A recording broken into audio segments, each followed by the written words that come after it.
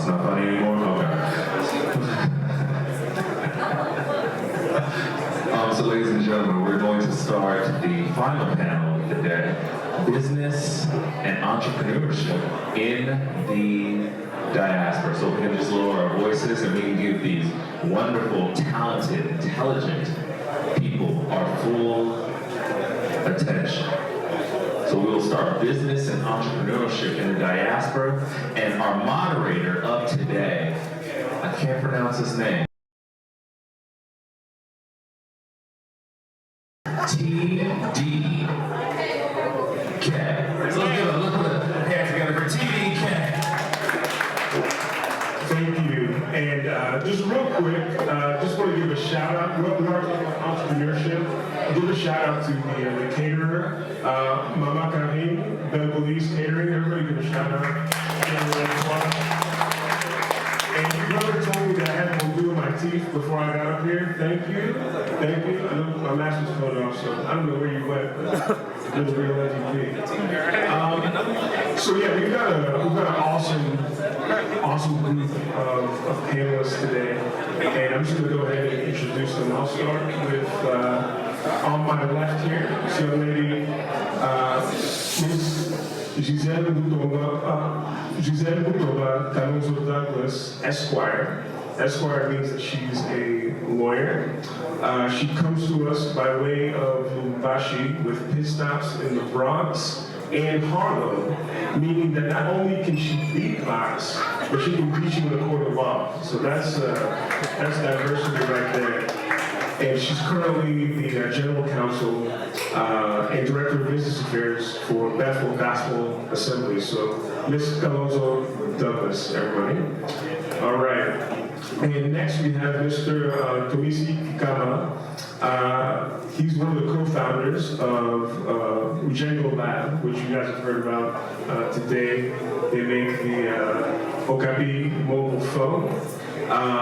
Tomisi was raised in Chicago, but he describes it as Congo. So outside the house it was Chicago, inside the house it was Congo. So from what he tells me, there were often times when they were eating Chicago-style pizza and hengai on the side. So he brings some diversity. Our football teams are playing this weekend. I'm a Bengals fan, he's a Bears fan, so I promise to go easy on it because it's going to be a long day tomorrow.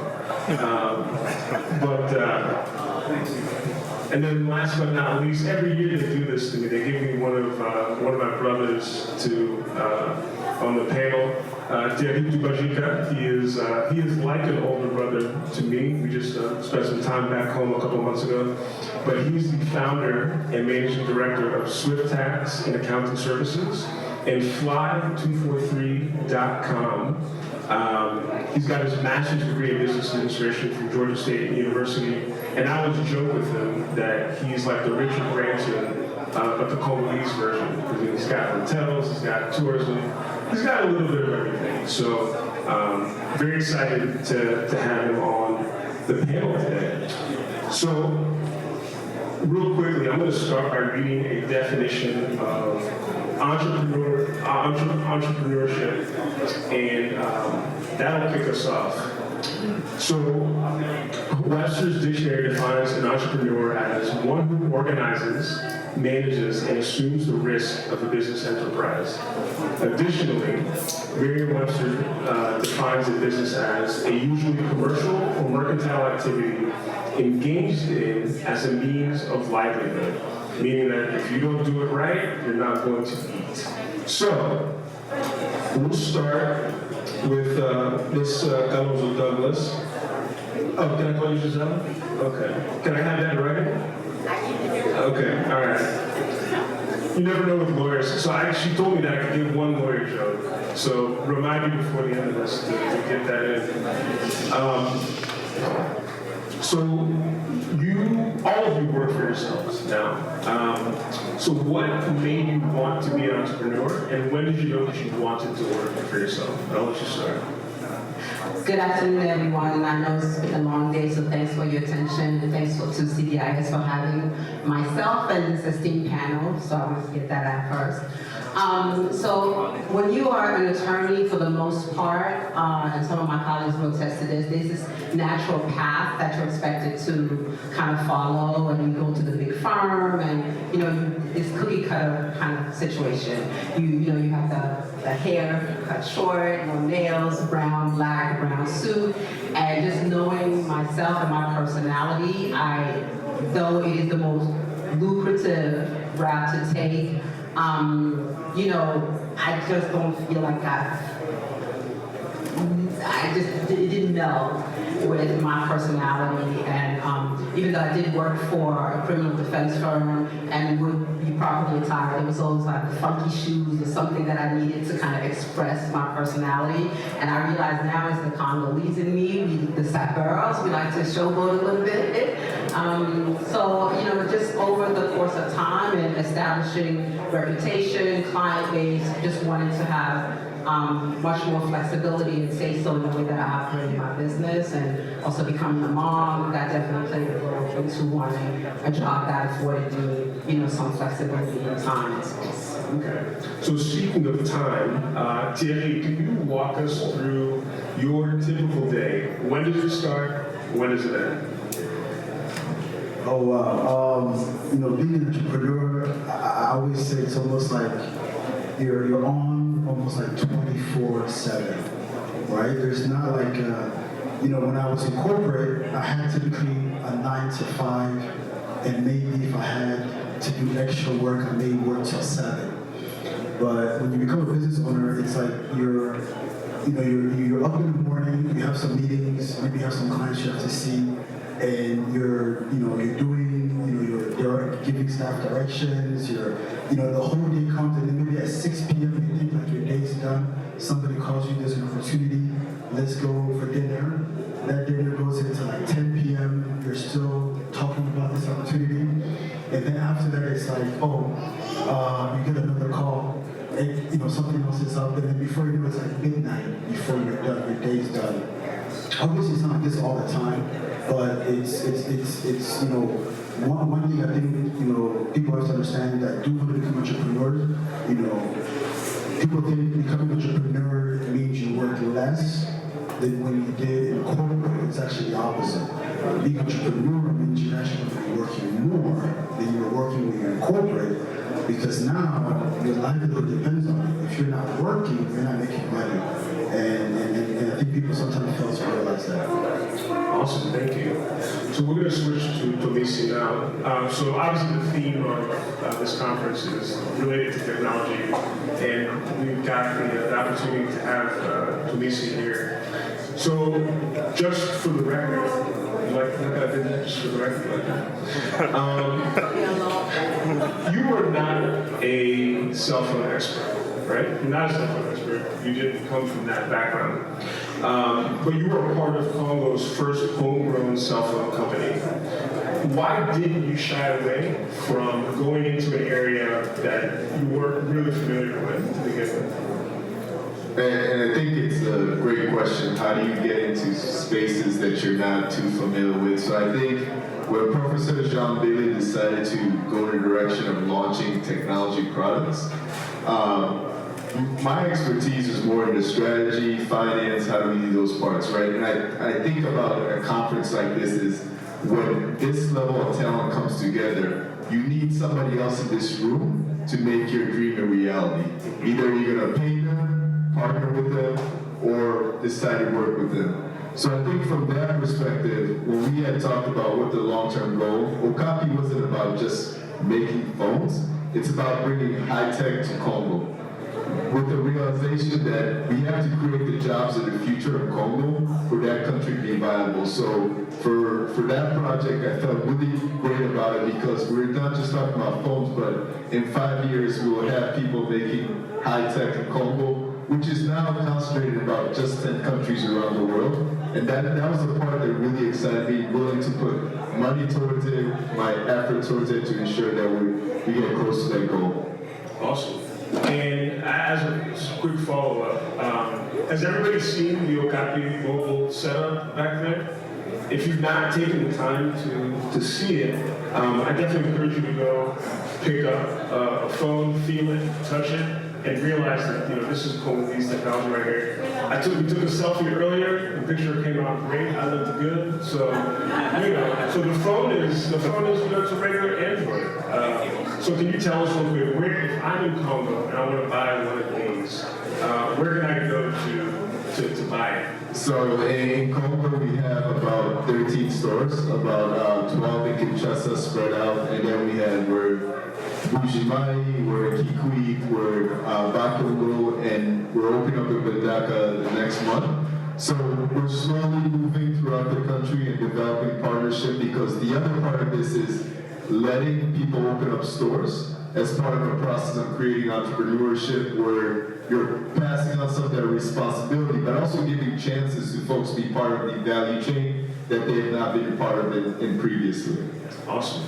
So in keeping with the theme of kind of not ending up where you started, this question is for Giselle.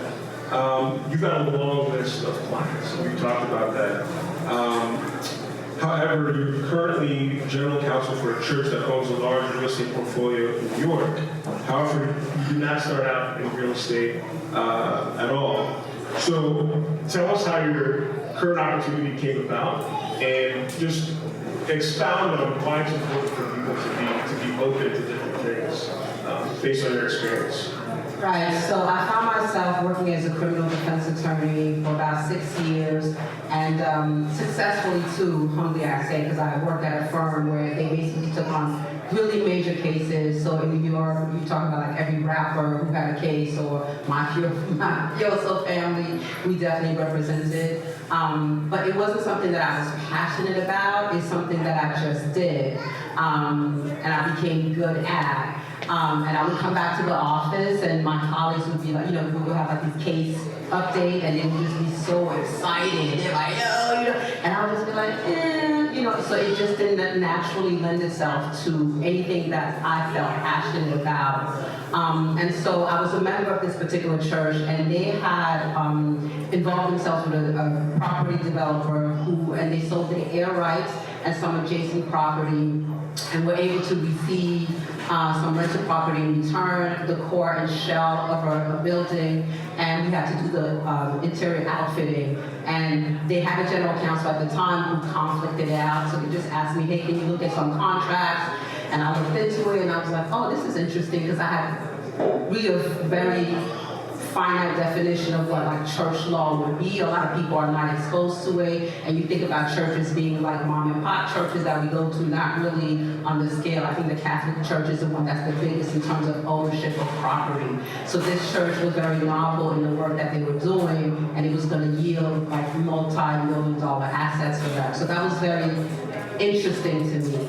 And so I said yes. And so I think in the general construct, sometimes you have opportunities that present themselves, and if you say yes, trust in your skill set, trust in your ability to do good work at whatever level that you are, and kind of like take the leap of faith, which I did. But I was also very strategic and intentional about it. As I started to read up about church law, there was a book created specifically for that, and I reached out to the person and told him, you're going to be my mentor. And he was like, so he's some attorney in like the Midwest somewhere. So not a lot of Black people in this space, certainly not a lot of women. So I knew that I was, entering a totally different space from the criminal defense, but he's not necessarily like, we didn't have like weekly meetings or anything like that, but if I had a question and as I was learning, I could contact him, and over the course of like 5 years, maintain that relationship. And he, one day out of the blue, just reached out to me to say, hey, we have this online platform, we reach 4.5 million people, can you come on board and write for us content that can be disseminated throughout? So I was open to say yes. I was intentional in reaching out to people, that mentorship piece that's been discussed throughout, and then I did the work, and it was work that fueled a passion in me, whereas the other work was kind of like, clock in, clock out type of thing, and that's not how you want to live. Great, that's a great answer. All right, so let's pivot back to Terry now. So you own you manage a growing company in Congo. To that end, how are you actively dealing with challenges that come up? You've heard Mama Nabitatis, you see, Adolfi earlier, she's a dictator, her way or the highway. I see you work, I don't think you're a dictator, but you know, it's cool. So kind of give us, how do you manage the challenges that come up? How do you use technology to manage the challenges that come up as you're managing a growing business? So, you know, I have a business where I'm based in the U.S. and also in Congo. I'm here like 6 months out of the year. So 1 month in the U.S. and 1 month in Congo. And we have a company with about 66 or 67 employees now. So obviously the scale is growing because when we first started we had about 3 or 4 people, so it's easier to manage. But what the difficulty that we have as we're growing is we're not able to identify managers or people who have managerial skills. And in the Congo, because the labor laws are almost like in Europe, so once you hire someone, you give them like a contract, it's very hard to fire them, right? They become almost like postal workers, right? So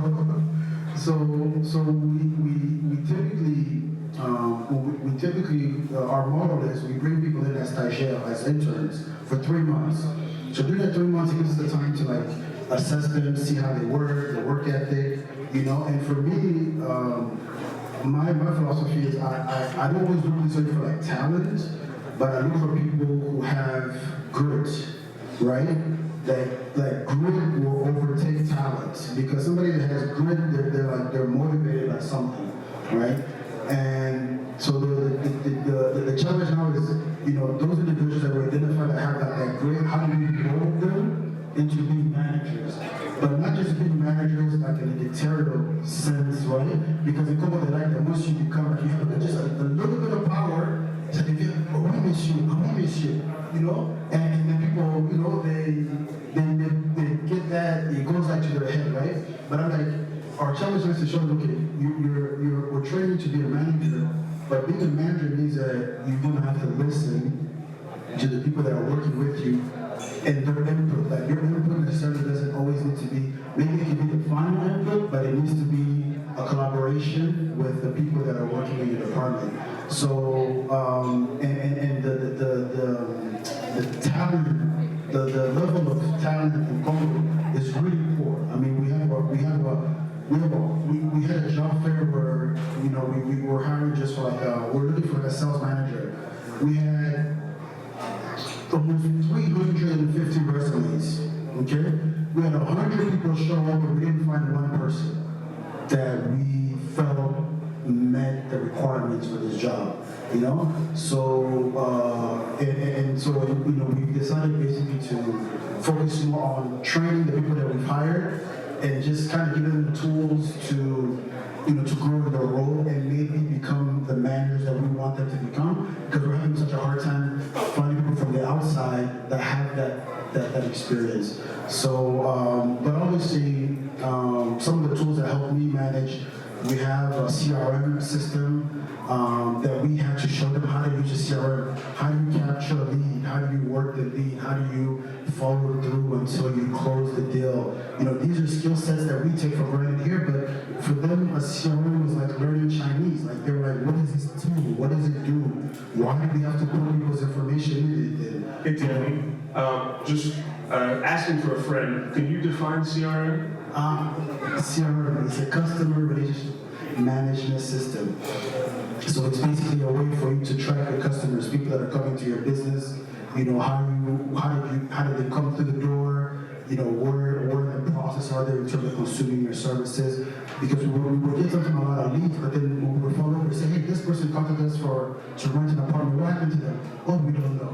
Like, what you mean you don't know what happened to them? Oh, they said they wanted a 2-bedroom, we didn't have it, so. And I'm like, well, they didn't want a car, they didn't want it, did you offer them a hotel stay or a hotel? You know, they forget that we have all these businesses just because here it didn't work out, you could have offered them 5 other solutions. But even that takes on coaching to tell them like, hey, you have to upsell, all these things. And here we have that because you go to Starbucks, you order coffee, they ask you if you want a dessert or a croissant. It's like natural. Over there, if you just order coffee, they just take the coffee. That's it, right? So, and that's the challenge that we have, in the DRC and kind of getting our people up to speed. So this is for Delisi. So we already established that you were not a self-investor, but during our earlier conversations, you said that you have to rely on a lot of people in Congo to make moves to get stuff done. Now we're all self-respecting Congolese in this room. If somebody asks us a question, we'll never say that we don't know, right? We'll always have a solution. We'll always have an answer. We always say yes. So when we were talking, you said that you needed to expand your business and you hired some people and you had to just trust them to get the job done. Doesn't always end up on the positive side. So how do you vet people in Congo to help you to make inroads in the part of the country where you need to go? So that is literally the $1 million question, right? So it is, how do you find people that you trust, right, that are responsible, that you're not there, that can manage the business, but you're not there, right? So I think the first thing we gotta say is like, Congolese people are good people. Good and some of the best we have in the world. And I think at UJ Lab we believe that one of the biggest issues we have is just underdeveloped talent, and human capital is the most underlying resource we have in Congo. So if we take that approach, we also have to realize that the environment in Congo is very difficult, right? So people are in positions that you and I aren't, right? So when it comes to needing a little extra or somebody's who's sick, there's a lot more things that are happening there that we're just not aware. So when it came to finding people, we were lucky enough to, and I think you talked about it, grit, right? Look for people who are big picture thinker, right? Who understand that this is not about just selling cell phones, but we're trying to build something that there is a goal at the end of the rainbow, right? So you got to build it. So we were able to find a manager of ours that had spent some time in South Africa, Nigeria, US or whatnot, but he lives in Congo. So, and I don't want to be critical of the French system, but there was something about the Anglophone system that's just a little bit different about how people approach their work. So from that perspective, you're able to build a bridge because he understands how people in America work, like what we expect, right? We want reports on this, we want to be able to watch cash flow, we want to know where capital is moving, and he's able to help us bridge to how do people in Congo work, right? And I think the other panels were talking about this, that you want to bring like the playbook for how to run a business here in Congo, and we made a lot of mistakes thinking that was going to be the way, right? And knowing that there are just people who may block your path, right? And I think that's where finding people who know the environment, finding people who are trustworthy, and then from there, we took a lot of references for other people, really like, do you know you, or do you know somebody that we trust, right? And over time, we want to get away from that because we're trying to build better systems that can help us control our risk, because you're right, we're not there, and we have a lot of money invested in this project, and obviously we want to be successful, so you gotta balance with giving people an opportunity to be successful, but also be able to watch for any opportunities for any fraud or theft or anything like that. Thank you for that answer. So now we're going to switch back to Ms. Giselle. When you started out, you mentioned that you had a little bit of a self-discovery process during your journey, and specifically as it relates to learning how to network. Before you started, you thought that you were really good and you were really open and you could network really well, but you discovered that, hey, you know what, I'm not as good at that as I thought. So can you talk to us about self-improvement and some of the things that you do regularly to kind of self-assess and to improve. Yeah, sure. So from the time I was in law school, I remember I took this class. It was a class where you were actually putting on trial advocacy was the class. I had to think about what it was. And I remember my professor, he was a DA in Brooklyn, and he told me, you have a really good style when you speak to the jurors that's very conversational in nature, and that's going to be kind of like your ace as you transition into your career. And I saw it come to pass, right? So I would have jury trials, I would be really engaged with the jurors. So I always thought that my personality was that I could just easily talk to people, conversational style, and that we can kind of, talk about whatever, and that would translate into, when I moved into the business space, working for myself, into networking opportunities. But I realized that I would go into spaces and I wasn't the person that could approach someone, or see a group of people and come and say, hi, I'm Giselle, nice to meet you. So it's something that I literally talk myself into, I put a hat on that's this other Giselle that can do that. So yesterday, as we were at a networking dinner, I was literally putting on that person to be able to converse and talk to people, because I was excited about being in the space, but I know that it's a little counterintuitive to my personality. One of the things that I manage staff, so I know that I have to, be able to speak to people on that level. And so I'm always looking for self-improvement opportunities. It can be a webinar, it can be an opportunity to learn from someone. And right now I'm actually doing a leadership coaching that my sister put me on through Georgetown. I'm working with an executive leadership coach who's walking me through my work experience, my goals, what I want to do within the next 5 years. And you actually, in the conversation that we had, sparked a lot of it, because you asked me about a 5-year thing. And the first thing that I said is within 5 years, I will be running, a mid to large business. And it wasn't related to law. And I realized, as part of my job with this, with the church, is I oversee the real estate businesses, and so that's the part that I've enjoyed the most.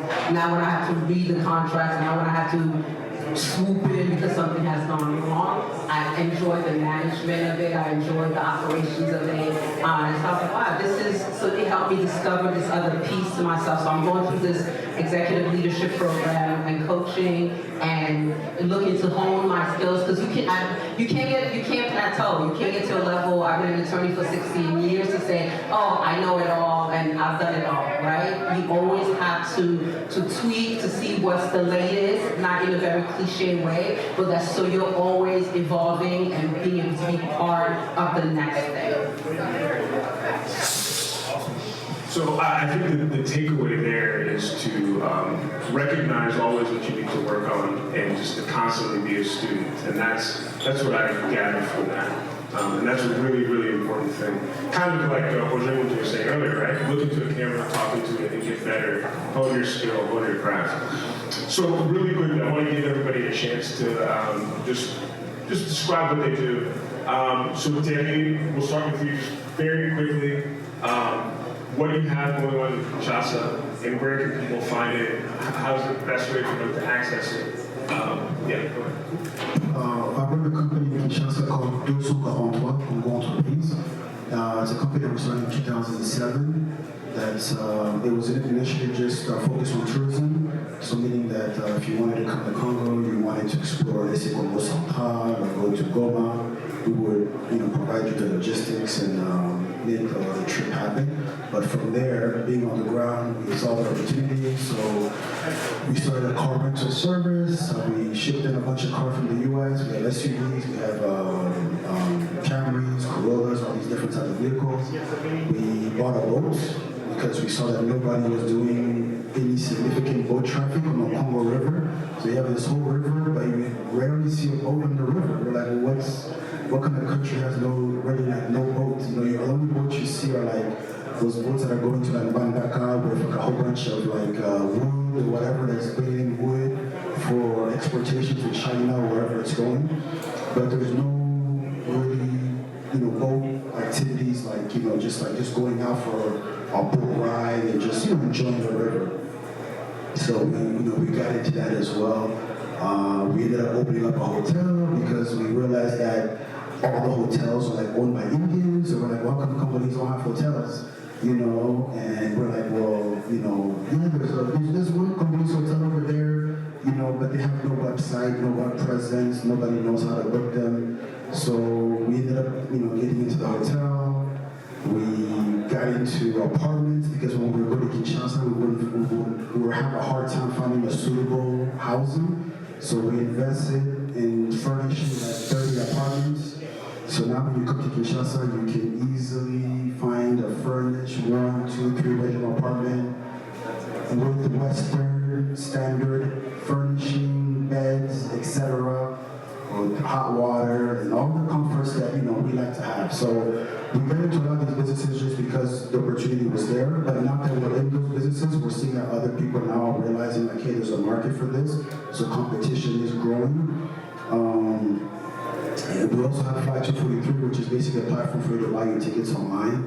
There wasn't really necessarily a website catered to the DRC or to Africa just for flights.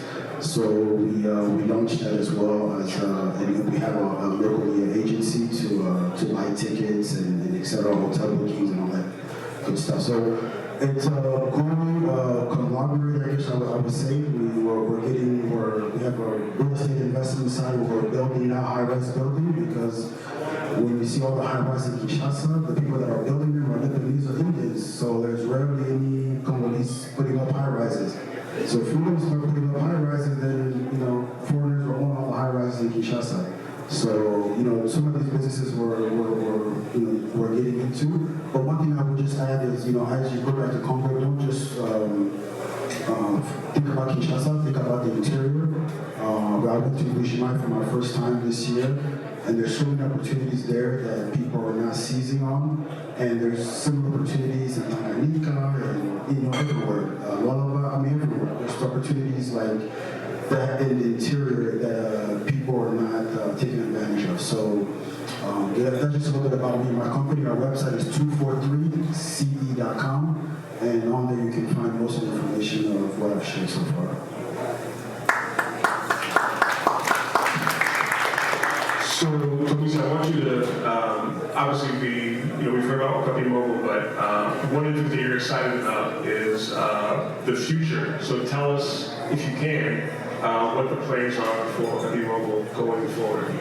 Yeah, so I think really excited for the future of what's on the horizon. So if you think about how phones are made today, right, even in Apple, you have the design that comes from our leader, for example, Jean Bailey, who designs all our technology, and then you send the specs either United States manufacturer or to Hong Kong, where we have a partner there as well, and then they manufacture the phones and they ship them, right? And we help with the Django Lab, the infrastructure, how to get things from here to there. So in the near future, we want to move that capacity to Congo, right? So we're looking at Maluku. How do we actually install assembly manufacturing there that allows to create what we call like the economy that's going to create up to 20,000 jobs, right? Because that alone, when you have the factory that employs X amount of people, everything that works around, even box making, right? You create that economy, folks who help with packaging and shipping. So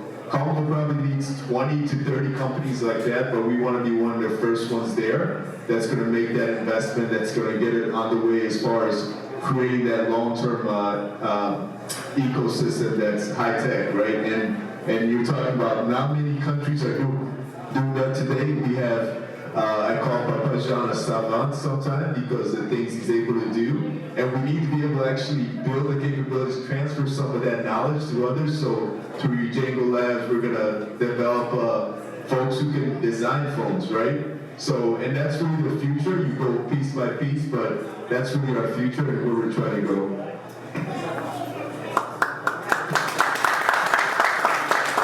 Now for this, Giselle, a little different. Have you considered taking your talents to Congo? Given that we're living in the COVID era, connectivity is as good as it's ever been. You can be remote, although we've heard that being remote may not be the best thing in Congo, but what have you learned during this pandemic? And has anything you've learned during this pandemic opened up your eyes to some opportunities going forward in Congo? Not just through the pandemic, but before that. So I was able to go back to the Congo in 2019 for the first time in 35 years. And I can't even give the words to the emotional reaction that I had to that experience. It was just, it felt home. But of course, in a very real way, you understand that there's a disconnect that's been Americanized. People tell me, "You're Congolese, really?" Yeah, I am.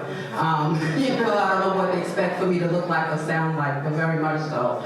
And so the skill set that I feel like I have that can contribute back home is in the real estate space, because that's where I've intentionally kind of grown my skill set. And so I went there, obviously, to reconnect personally, but also to kind of learn and understand the landscape in that space. And I've learned so much from all of the people who've talked about how you can't do what's in America back home, right? But you can definitely plug yourself into. And so I know for me, it is about, because I saw a lot of undeveloped spaces, thinking about what those could be, and also particularly working with the women to make sure that there's a place for them from an economic standpoint in terms of taking advantage of the opportunities that we will be able to bring. So one of the things that's been great about coming to this conference has been the opportunity to connect with so many people who are there and saying, hey, like we were talking earlier, like we gotta talk,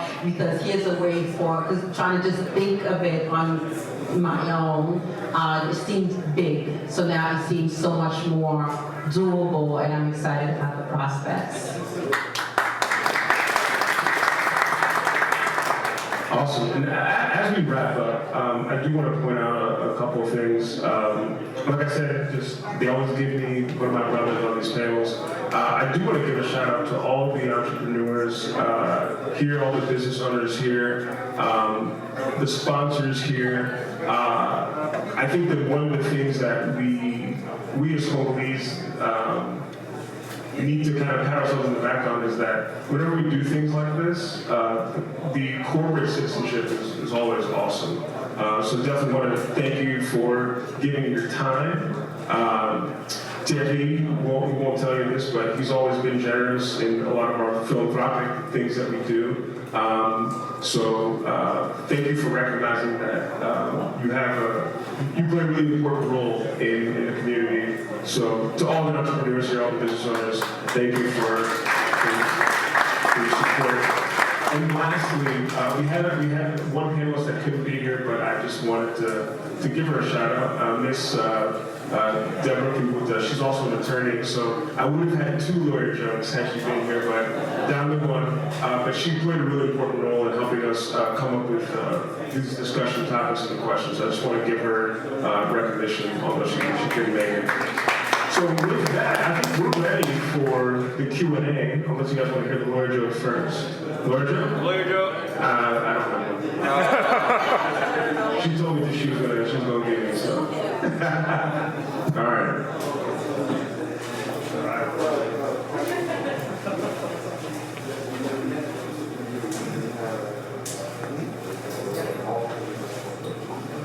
Hi, my name is Melissa. Step away from the speaker. One of the big things with entrepreneurship, and especially entrepreneurship and business in Africa, is failure, And I think as Congolese people, we have a lot of pride, and overcoming those little failures is a challenge for us. So how do you guys, in business, who are diversifying, obviously, into different businesses, how do you overcome those failures and push through?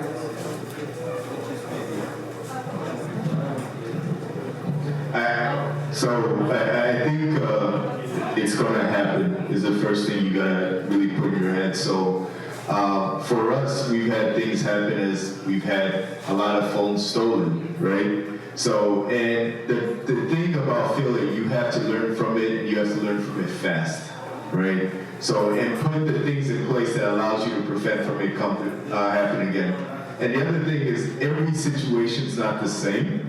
And I think you know, we've had such a situation with some government agencies, right, that didn't go our way, but there's other people that you can work with, you can get a better result. So I think that the big key, I would say, just like the willingness to know what's going to happen from time to time, and the willingness to like know you can fail fast and be able to pivot and make corrections and move on. And I'll add to that is, you know, sometimes failure is, it could be, you know, based on your own efforts, or maybe you didn't plan it well, you didn't put enough effort into it. And then other times failures can be because of outside circumstances that you didn't control. Maybe like, for example, when I first started in Congo in 2017, I got my business license. You know, I set up everything, and then we were doing the flights and the tourism, so we needed to get a license from the tourism ministry. So they gave us the runaround to even give us the process, what we needed to do. So finally we figured out the process and we paid all the fees, and then they wouldn't give us the documents, right? So we started like going to their office like all the time, hey, we've already paid for our fees, why we're not getting our documents? Oh, l'imprimé n'a pas imprimé les certificats, so come back next week, you know? And you're like, well, I mean, this is a freaking government ministry. What do you mean the printer didn't print the certificates, you know?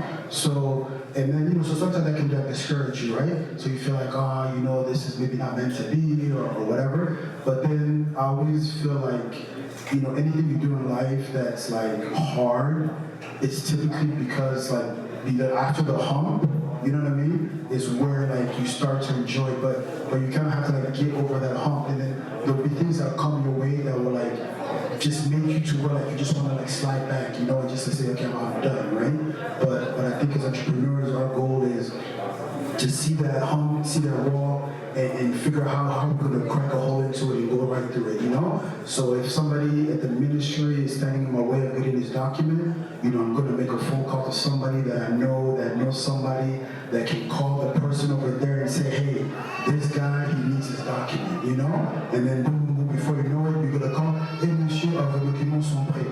Ah, okay, so now it's ready, you know? So, you know, so those are some of the things you just have to deal with as an entrepreneur. Come on, memory card is full.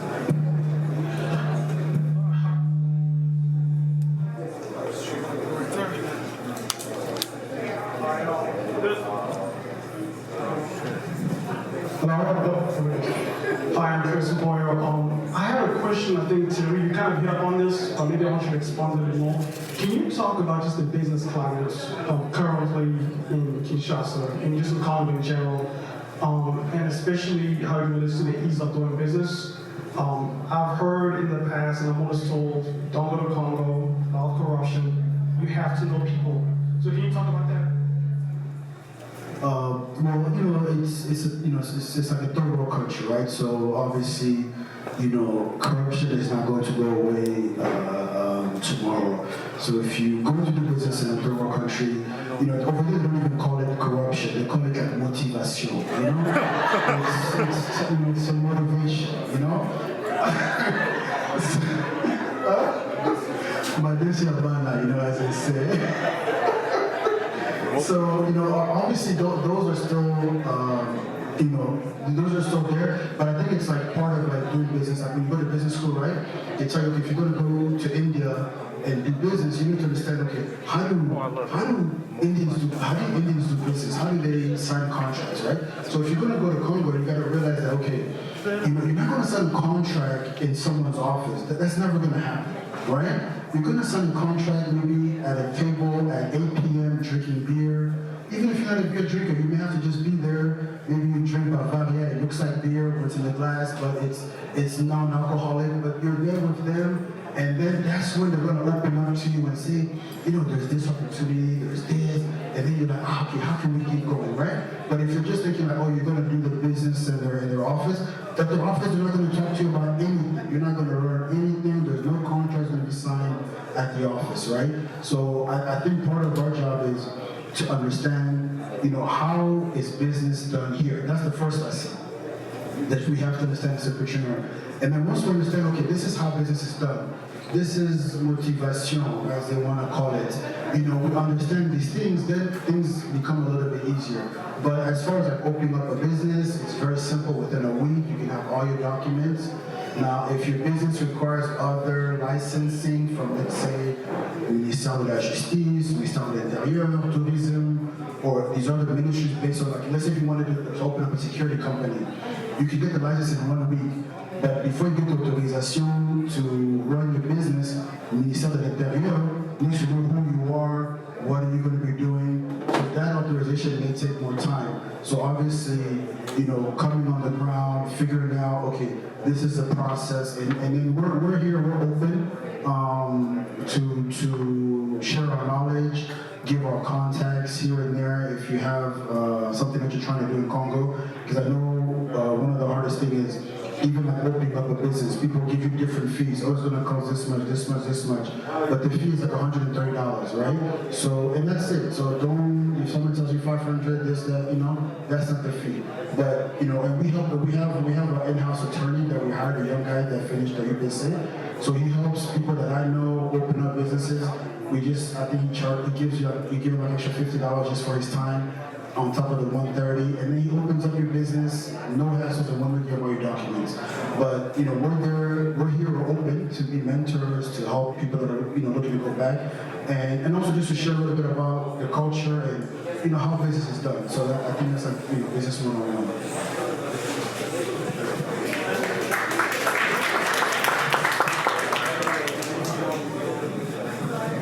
So we're going to wrap up. So I know we've got a lot more to discuss, but just want to give a round of applause again for our awesome panelists. So obviously, if you need a lawyer, call Ms. Giselle. How are you going to call her? On your Okapi phone. Your Okapi phone. And then once you've made the transaction, you can go to Congo. You can book through Terry for your hotel stay. So once again, thank you guys for being here, guys and gals. And yeah, one more round of applause for you.